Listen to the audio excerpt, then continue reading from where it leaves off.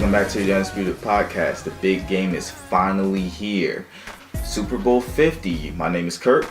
I'm Farrell. And we're going to be talking about all your Super Bowl coverage today. We're going to give our predictions. We're going to talk a little Cam Payton, who we think are going to be the X Factor. It's going to be a big rundown of this game upcoming. It's a national holiday. And what was your favorite Super Bowl ever? Going to travel back in time a little bit. There's been so many great Super Bowls. It's the greatest show on television. Yeah. What's your favorite Super Bowl of all time? I got two. I'm going to go with Super Bowl 42 and Super Bowl 46. It's not a coincidence that those are the two Super Bowls that the Patriots lost, speaking as a Jets fan. But both of those kind of went down to the wire. They both had crazy catches, one from David Tyree, one from Mario Manningham. Both had a lot of Tom Brady getting sacked, always like that. And, they just boiled down to really great games. And it was great. The second one was the best to me because, you have a matchup of basically two of the identical teams 4 years later. And you would think the Patriots would be keen for revenge, but, it turned out the Giants defense came up big again. And, they really held that Patriots offense. Both of those offenses were putting up great numbers. Both of those offenses are doing basically what the Patriots are doing right now. So, those two are probably really, really up there for me. What do you think? A lot of you would probably expect me to say the 1996 Super Bowl when my Dallas Cowboys won. But I'll be candid for the last time. Probably don't ask me about this again. I have no recollection of us winning the Super Bowl in 1996. Said it. Twitter documented. I have no recollection of it. I don't remember. I'm 24 years old. I was born in 1992. I have no recollection whatsoever of us winning the Super Bowl. So we're moving on from that and never revisiting it again. My favorite Super Bowl is the last Super Bowl, Super Bowl 49. Seahawks, Patriots, there was so much leading up to it. I'm no Patriots fan whatsoever, but the drama leading up to it, the narrative of Marshawn Lynch, and it was so fun going into media day in the Super Bowl with his answers and him not talking. He actually got some endorsements out of it. But it was just so fun leading up to it. The game was close. It went down to the last play, and it hinged on Pete Carroll's decision. A lot of people wondering, is this Marshawn Lynch's team? Is this Russell Wilson's team? And I think in that game, Pete Carroll gave us his answer. Unfortunately, I think to this day it cost them the game. Absolutely. It also cost them and him the team's trust in the locker room, and I think some of that boiled over into this season. They make the Super Bowl, you're on the 1 yard line, you have beast mode, you don't use him, and you throw an interception. He's the one that got him there. Exactly. And I just feel like that ended that season and began this season on the same note. Whose team is this? What should have happened? And I feel like that team was really stuck on that. Yeah. So that game, like I said, had a lot of anticipation built up going into it. So this upcoming Super Bowl 50, we have it on Sunday night. There's been so many great ones. It's been the greatest show on television for decades. Where does this one rank to you excitement-wise as far as anticipation leading up to it? How do you feel about it? I know it may be a little negative to the moment, but this one, I don't think it's been talked about as much as other Super Bowls. I don't think it's crazy enough to say, but a lot of the focus has been on the negative aspects of the Super Bowl. Everybody's been talking about Cam Newton and the whole racial issues and Peyton Manning possibly losing, 2 to 3 straight Super Bowls to close his career out, things like that. But I don't feel like enough positive coverage has been around the Super Bowl for it to be up there with maybe the Denver Broncos Seattle Super Bowl. While a lot of the focus was on Marshawn Lynch maybe for last year, but I just feel like, I don't know, this one it's up there, but there's something missing.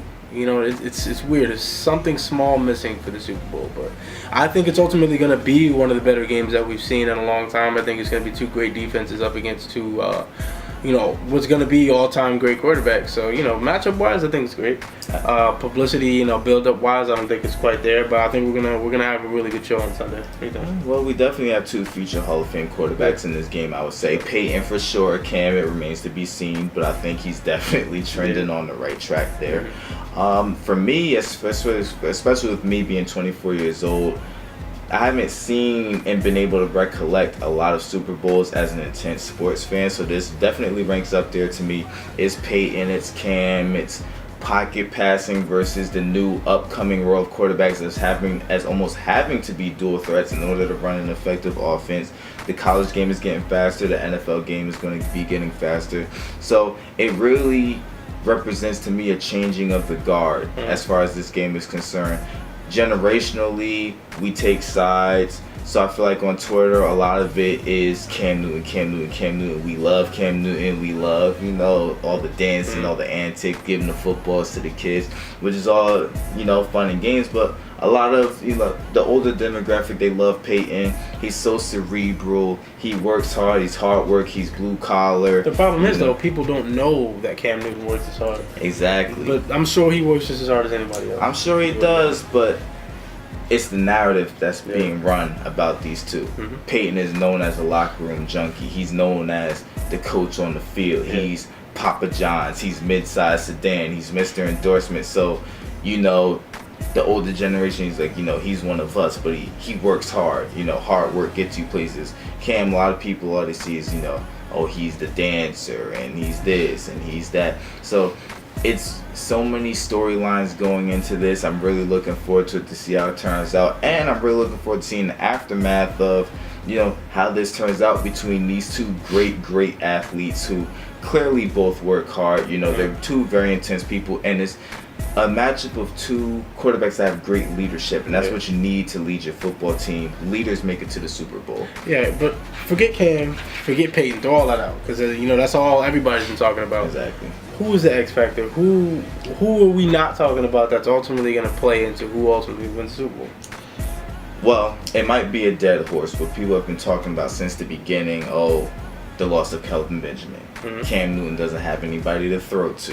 Who are they going to throw to? Who's their deep threat? Ted Ginn drops the ball too much. But the Carolina receivers have really been the unsung heroes of their campaign to me. We knew about their defense. We knew about Cam Newton. We did not know about their receivers. We did know about Jonathan Stewart and that their run game would be there. But the thing was, did they have somebody who could create separation and take the attention off of Greg Olsen on the offense? And I feel like Ted Ginn, your boy Philly Brown. Give me one name though. Give me one guy.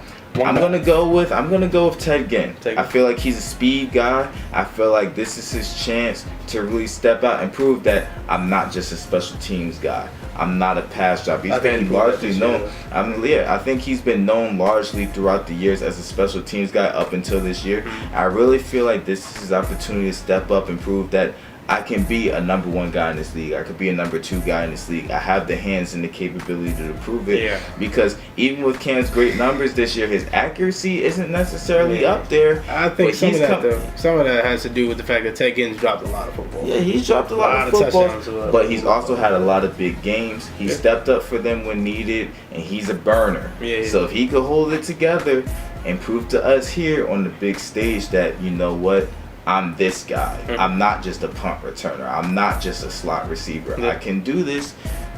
If he can do that, with Kelvin Benjamin coming back next year, sky's the limit. So I'm really going to look at these Carolina receivers, Ted Ginn in particular, to step up and prove to us, this is me. I can do this. Yeah, I think right on the opposite side of the ball, quickly, I got to take T.J. Ward. Greg Olsen, without a doubt, we talked about Ted Ginn, but Greg Olsen's his favorite target, 100%. T.J. Ward is a guy that, on that defense, he's a sledgehammer. He's responsible for taking away the tight end. He's been matched up with Gronk. He's been matched up with all those guys that they play against. And, Greg Olsen's just next on the list. He's a guy that's responsible for taking away the tight end. And I think if you take away Greg Olsen, that's a really big part of that Carolina offense. And I think with that ankle injury that he's coming back from, it's going to be interesting to see whether or not he comes back and whether or not he can really contribute to that defense, because he's a huge vital part of that. Everybody talks about the front seven, but what T.J. Ward and what those guys in the secondary do on the back end of that defense is big, and it's going to be big against the Panthers, especially if Cam decides to tuck and run.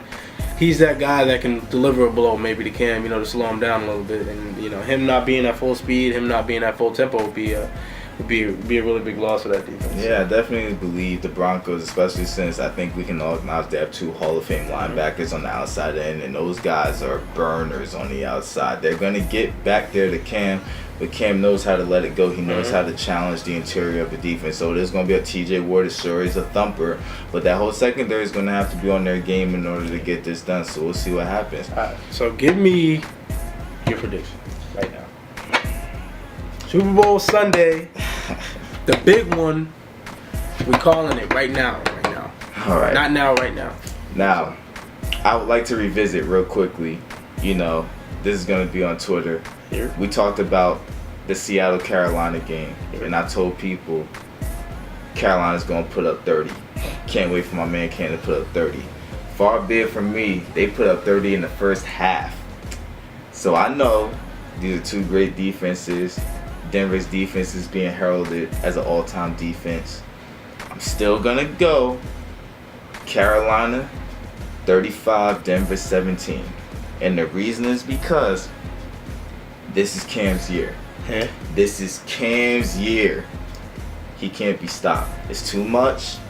He can make all the throws. He runs when he has to. He's such a leader to his team. It's not just what he does in the stat books, just his energy, his presence as a leader. It gets this team going. Mm-hmm. This is their year, and something about it just feels like destiny to me. I don't know how it feels to you guys, but it just feels like destiny to me, and this team will put up points. This is not going to be a low-scoring game for the Carolina Panthers. They will be on the board early. They will be on the board often, and Peyton is going to give them extra chances to get on the board because he cannot make the throws. Even if you watched the game last week, there's certain elementary NFL throws he cannot make, and he will not make them in this game. Josh Norman will be on his game big time. We're going to see the Panthers winning comfortably. Mark it. Chuck that. Chuck all that out. Listen, I got the Denver Broncos winning this football game. Oh my God. I got the Denver Broncos on Xbox One or PS4. 28-24, late game. Mostly the defensive battle.